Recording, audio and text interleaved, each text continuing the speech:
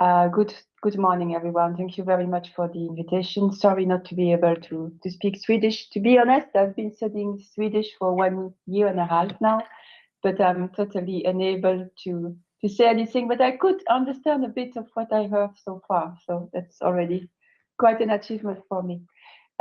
So indeed, I'm from the European Commission, from a unit dealing with various things.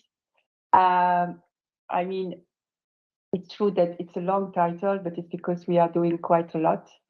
I'm trying, yeah, voilà. So in my unit, we are basically dealing with 3 different kinds of work, but they are very much related to each other. It's about interactive technologies, digital for culture and education. Under interactive technology, we basically deal with everything which means human-computer interaction, including and focusing a lot on virtual and augmented reality. And we also investigate how digital technologies can be used to improve the sector of education and cultural heritage. And this is why I'm with you today, because indeed we are dealing with building the European cultural heritage into digital age, which means a lot of things to do related to digital, from digitization to online access, preservation, the digital transformation of the organizations, and the data space for cultural heritage, which I've been asked to present into more details. A couple of background information and why we do believe that digital technologies and cultural heritage are a good mix. Well, it's obvious to all of you that the digital transformation is everywhere in our lives now. It brings a lot of new opportunities. I mean, the fact that I can talk to you today is definitely one, but also quite many challenges. So this is why it's important that it's also dealt at policy level, including at the European Commission. The cultural heritage sector itself is going digital, I would say slowly but surely. When I started this job 3 years ago, it was a bit, if not much more slower than today, because obviously with the pandemic and all the things that we have experienced all over Europe and the world, I mean, there has been a drastic acceleration in the recognition of the importance of digital for culture and for cultural heritage also. So it's about making sure that we can efficiently digitize the cultural heritage assets, that we can reach out to audiences, whatever kind of audiences and on different means. It's about accessing, discovering, exploring, and enjoying cultural assets, because you cannot always travel to go and visit a place. So it's good if you can also do it remotely, even if it's nice to do it in real as well. And it's about reuse across sectors, because there are a lot of synergies to be further built between sectors, between cultural heritage organizations and content and creative industries, the tourism sector, the education sector, just to name a few. But it's obvious that there are many options there where we can build on what we have, this very rich cultural heritage we have in Europe, to make it even more interesting for different applications. And then, of course, it's also as a key element of Europe about building a European identity based on common values, because despite the fact that sometimes we feel like we are very different from in the north and in the south, in the east and in the west, I think we still share a lot of common history, values, and just ways of behaving between ourselves, and cultural heritage and cultures are definitely ways to show and to share this common identity. And it's also quite an important contributor to the economy, which is also rather important, because, for example, cultural tourism accounts for 40% of all tourism in Europe. So it means that many people who are traveling in Europe are traveling for cultural heritage. And it's something rather important. And also 8 million people are currently employed by the content and creative industries, which is really huge. It's one of the biggest providers of jobs in Europe. So that's something that's also important to keep at the back of our mind.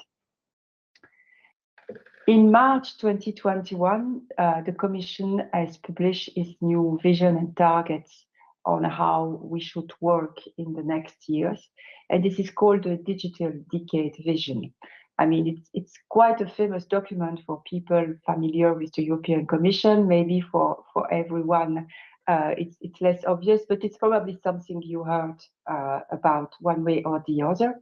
So it's organized around the compass with different themes that are considered as being extremely important for the development of Europe in the coming years when it comes to digital. The first important point is the importance of having a secure and performant, sustainable digital infrastructures, because you can talk digital as much as you want. If you don't have the infrastructures to support it, it will not work. So it means the Wi-Fi, possibly the 5G, the computers, all those things that we need to have.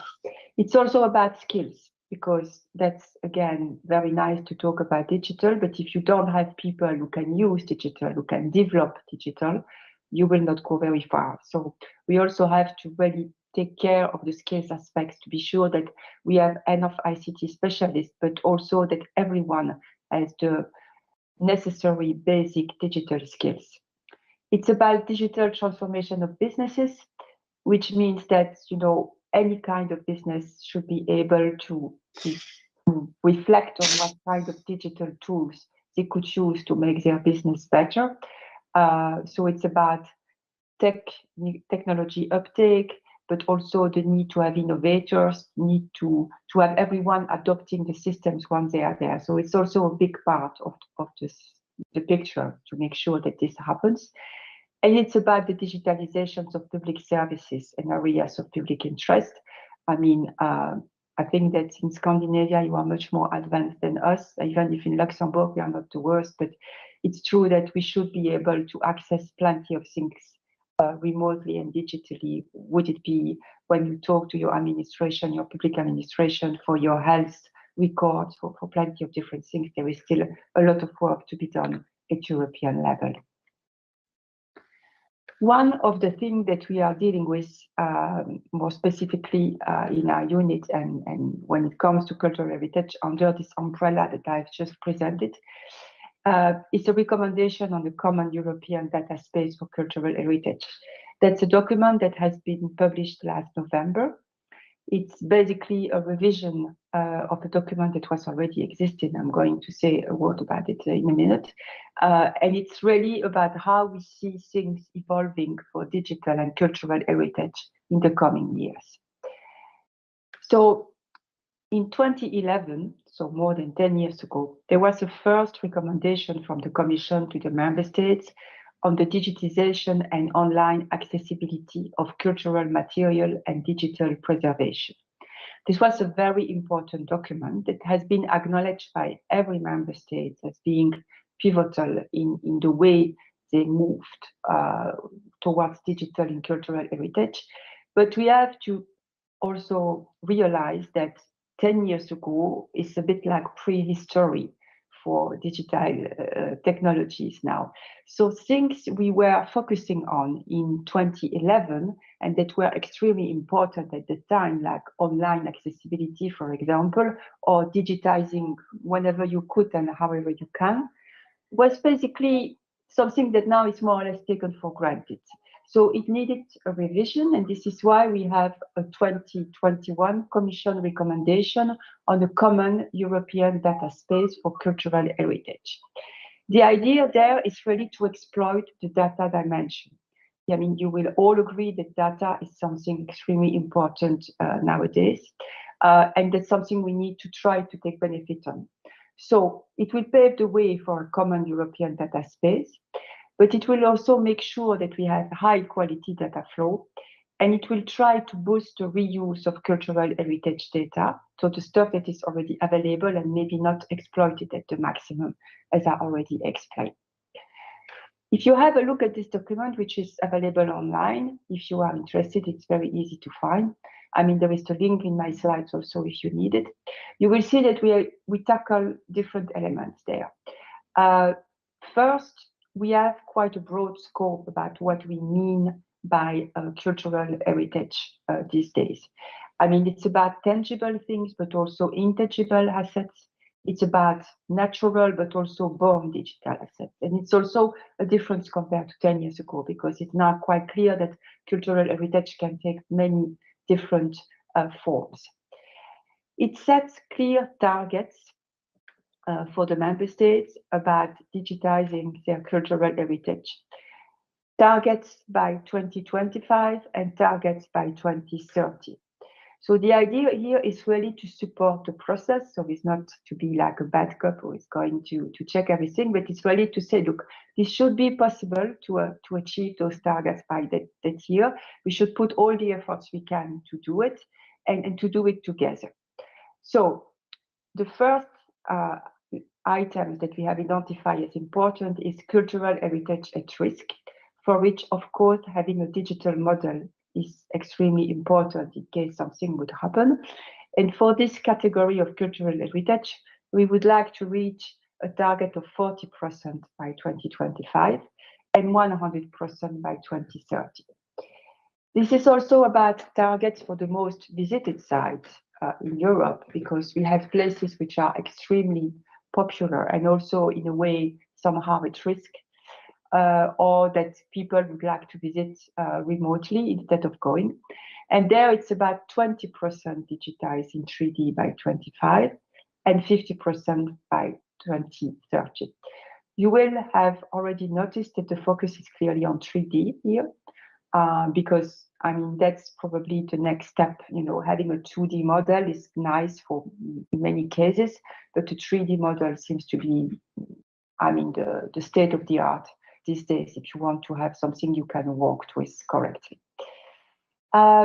We also asked the member states to set up comprehensive and forward-looking national digital strategy.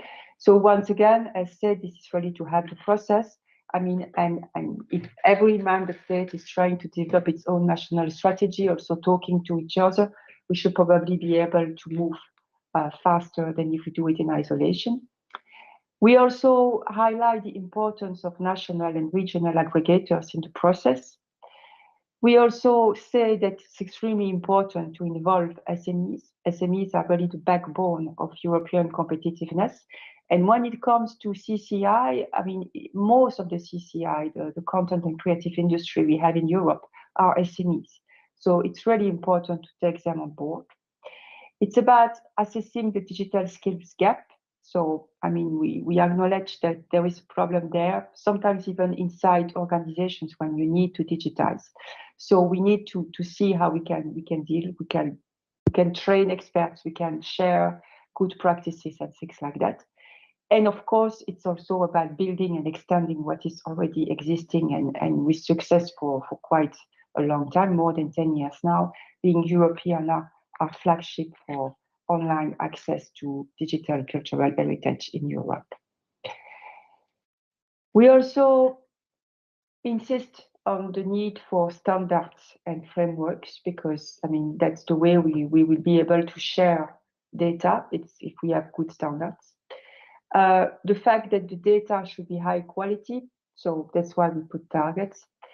The fact that we should maybe raise the awareness among the general public and education sector about the existence of Europeana and the coming data space, and about how to exploit the European Federation of Cloud to Edge that is going to be funded under the Digital Europe program, where we really hope to be able to provide cloud storage facilities exclusively European to people who are interested in Europe.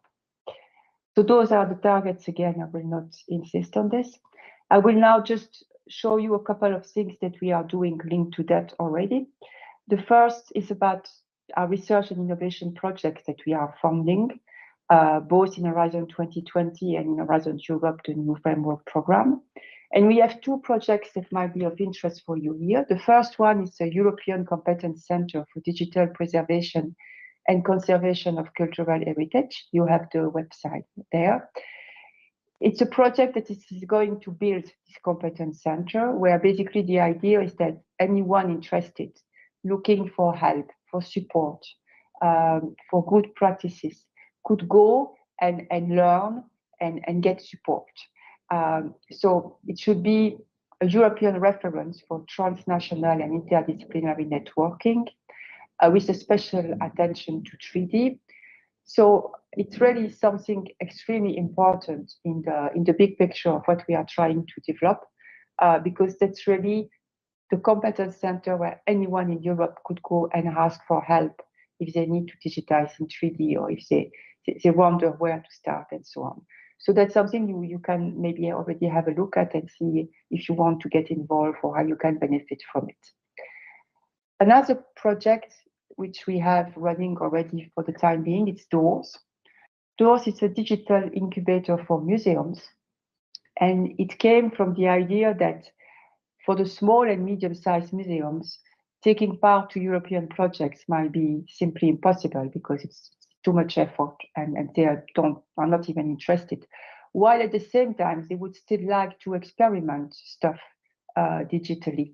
So this project is basically an FSTP project, financial support to third-party project, which means that the project itself is organizing calls, much smaller, where the select museums, small and medium museums, who can get a limited amount of money for a limited period of time, but this is much less burden than a real European project, to try things, pilots about what they would like to do in their own museum and team up with academics or SMEs in order to do it. So the selection of the first 4 museums has finished. And the incubation program where they are going to get support is starting now. And out of those 40, 20 will be selected to really implement in real their digital pilots in the second stage.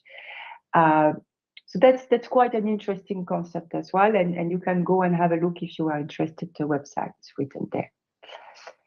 And then we come to the other program we are dealing with, which is the digital program, under which we are funding data spaces. So data spaces are something quite new in the European Commission constellation. And we are funding 13 different common European data spaces. They are in many different sectors, as you can see on the slide, from health to finance, agriculture, media. And they will all be basically a place to exchange data.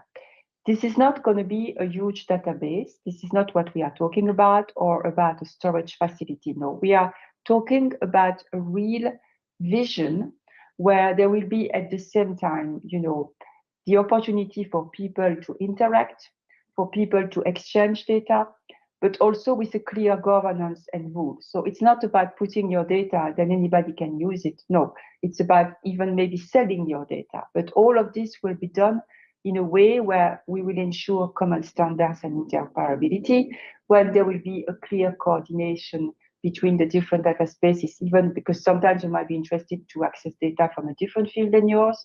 I mean, there will be a lot of things there. And I really insist it's really much more than just a place to store your data.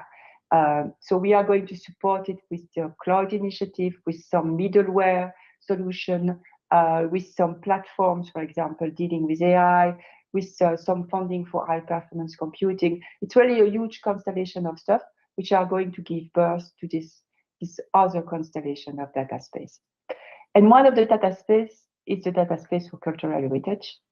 And there are no surprise. The idea is to accelerate the digital transformation of the sector, to build on the current European platform, to focus on 3D, reuse of data, cross-sector and cross-border collaboration, support the integration of high-value, high-quality data sets, enrich services, using as much as possible what the advanced technologies can give us, being artificial intelligence, machine learning, virtual reality, augmented reality, and so on.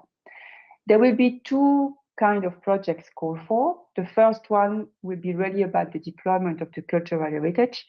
And basically, the call should be published very soon. So it's still in the pipeline, but probably in the coming days, maximum 2 weeks, it should be available. So unfortunately, I cannot give you a link. But if you go to Europa, you will see, and it will be announced when it comes. And we already have the second strand calling for projects open with a deadline mid-May, where we really call for projects which are going to populate the data space in a way. So enriching the offer of data tools, services, using those technologies to improve user engagement and experience. So would it be for automatic translation, automatic enrichment, adaptive filtering, personalized recommendation, or anything else that people might think of? And about the reuse in particular of 3D to other domains, education, social science, humanities, tourism, and the wider cultural and creative sector as a whole. And there you already have a link with more details. Would you be interested to apply? We have two other data spaces in the unit which are related to cultural heritage in some way. A data space for tourism, where we are not calling immediately for deployment, but for an exploratory phase. The call is closed, it's under evaluation, the results will be known soon.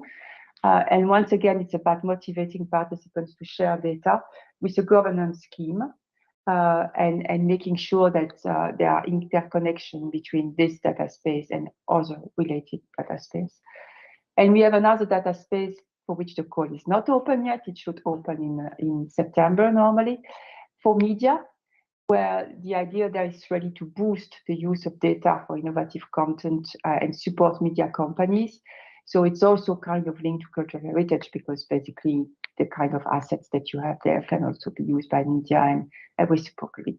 So this is coming soon as well, and this will be also an important tool in what we are doing. Et voilà. So I try to say thank you in different languages that I don't speak very well, but yes, tack så mycket.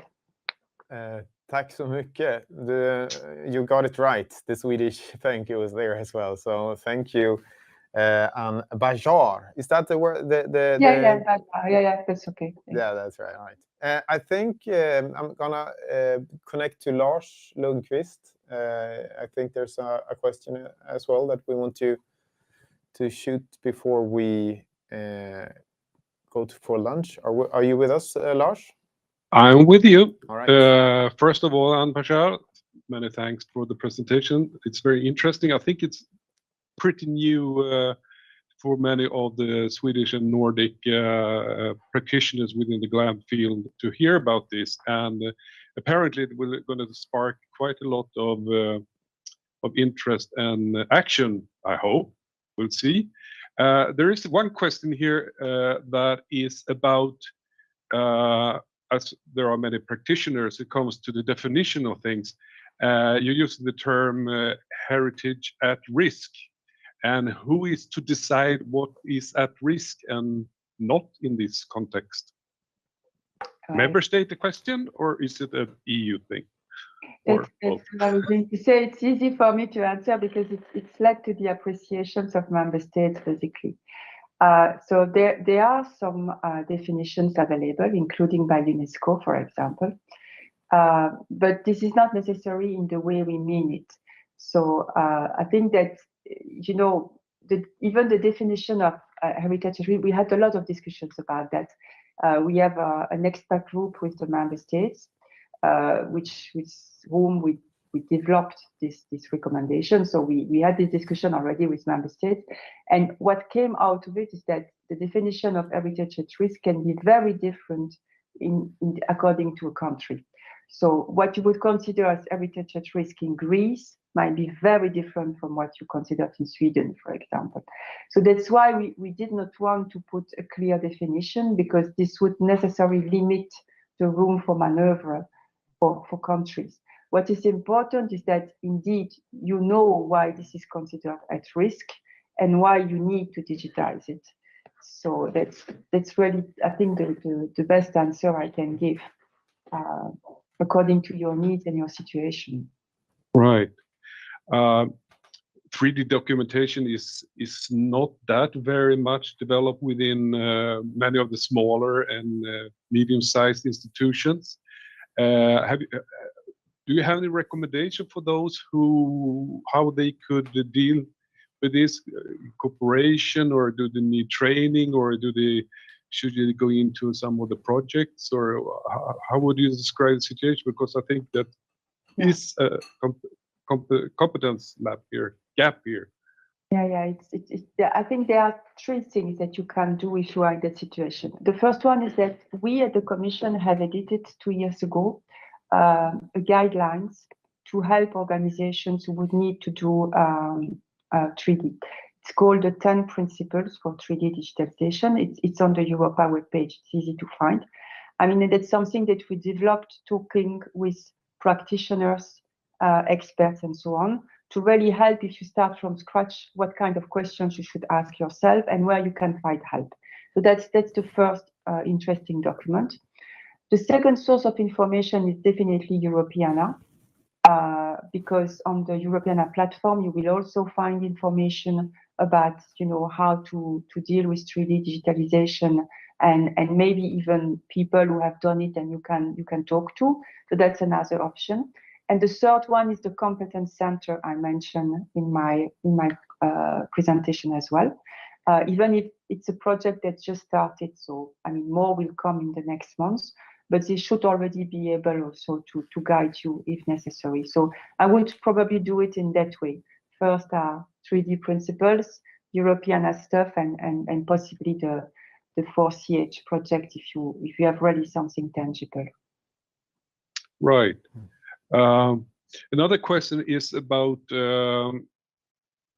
who is going to take care of all this 3D material. Today there is a commercial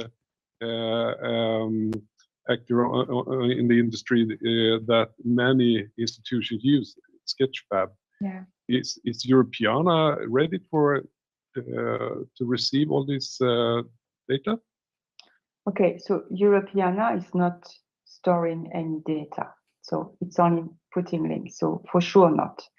The cultural heritage data space that we are building should benefit from plenty of tools that we are going to develop in the next 2 years under the program Digital that will provide middleware and cloud facilities.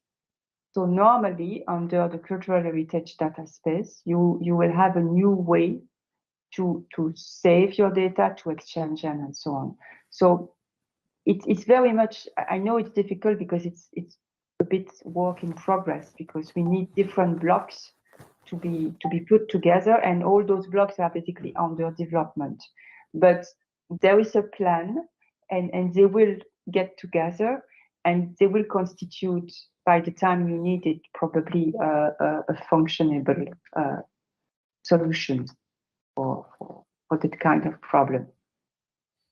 Okay, there is hope for the future, apparently, and I think we are already here, and at least in this part of the world, I think it's time for lunch. And again, Bajart, many thanks for presenting the plans for this project, and hope to see you again. Bye. Thank you so much. Have a good day. Bye-bye. Thank you very much.